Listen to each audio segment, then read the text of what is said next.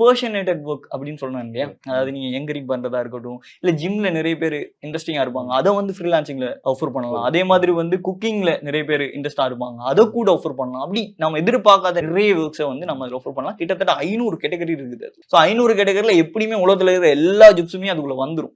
So என்ன ஜாப்பா இருந்தாலும் அத நாம அதோட கனெக்ட் பண்ணி பண்ணோம்னு சொன்னா ஷூரா நம்மளால வந்து ஒரு ஃப்ரீலான்சர் ஆக இயலும். அதுக்கு பெரிய லெவல்ல எல்லாம் எதுவுமே தேவையில்ல. பேசிக்காவே ஸ்டார்ட் பண்ணிடலாம். ஒரு இ-காமர்ஸ் வெப்சைட் இன்னைக்கு ஆரம்பிக்கிறாங்க அப்படின்றப்போ எல்லாருமே ஒரு பயத்தோட தான் ஆரம்பிப்பாங்க. ஆமா, ஐயோ ஆமா. நம்ம ஆரம்பிச்சிட்டோம், இது சக்சஸ்ஃபுல்லா இருக்குமா, இல்ல இ-காமர்ஸ் பிசினஸ்க்குள்ள இந்த மாதிரி மார்க்கெட்டிங் பேஸ்ட் பிசினஸ்க்குள்ள ஆமா. வரும்போது அவங்களும் யோசிப்பாங்க.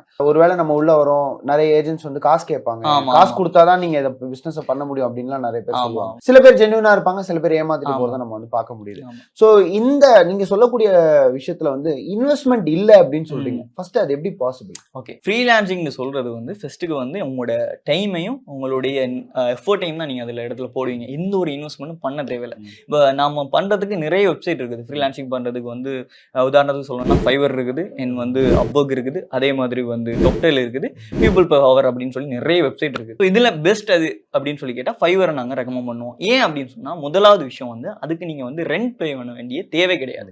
இப்போ மற்ற பிளாட்ஃபார்ம்ல வந்து நீங்க என்ன பண்ணணும்னு சொன்னா நீங்க அங்க ஐடி வச்சுக்கிறதுக்கு வந்து அவங்களுக்கு ரெண்ட் ஒன்று கொடுக்கணும். ஸோ இந்த இடத்துல இன்வெஸ்ட்மெண்ட் ஜீரோ ஆயிட்டு.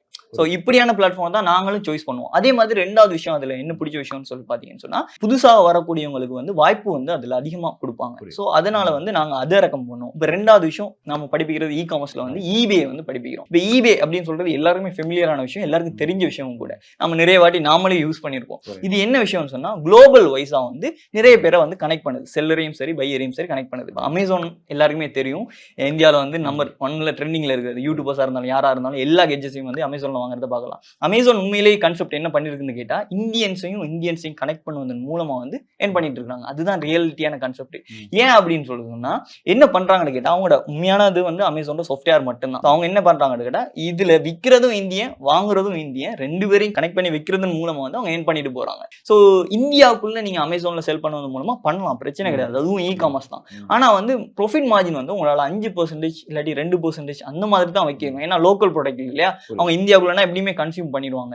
ஆனா இதே இது நீங்க வேர்ல்டு வைடா பண்ணீங்க அப்படின்னு சொன்னா ப்ராஃபிட் மார்ஜின் வந்து அதிகமா இருக்கும். ஏன்னா இப்போ ஃபாரினர்ஸுக்கு வந்து $1 அப்படின்னு சொல்றது இந்தியனால் ஐஎன்ஆரோட பெருமதியில இந்திய கரன்சியோட பெருமதியில பார்த்தோம்னு சொன்னா ஒரு $80 இருக்கும். ஸோ அவங்க வந்து ஒரு சாதாரணமா ஒரு வேளை சாப்பாடு சாப்பிட்றதுக்கே அவங்க வந்து ஒரு $10 அப்படின்னு சொல்றது ரொம்ப சீப்பா முடியும் அவங்களுக்கு. அப்படி பார்த்தா இங்க வந்து $800 வந்துடும். ஸோ அந்த மாதிரி வந்து அவங்களுக்கு எஃபோர்ட் பண்றதுக்கு ரொம்ப ஈஸி. ஸோ நம்ம ப்ராஃபிட் மார்ஜின் வந்து அதிகமா வைக்கலாம். இது எப்படி பண்றது, என்னென்ன ஸ்டெப்ல பண்ணணும் அப்படின்னு சொல்றதுலாம் ஃபுல் அண்ட் ஃபுல்லி கோர்ஸாவே வந்து ரெடி பண்ணிடுவோம்.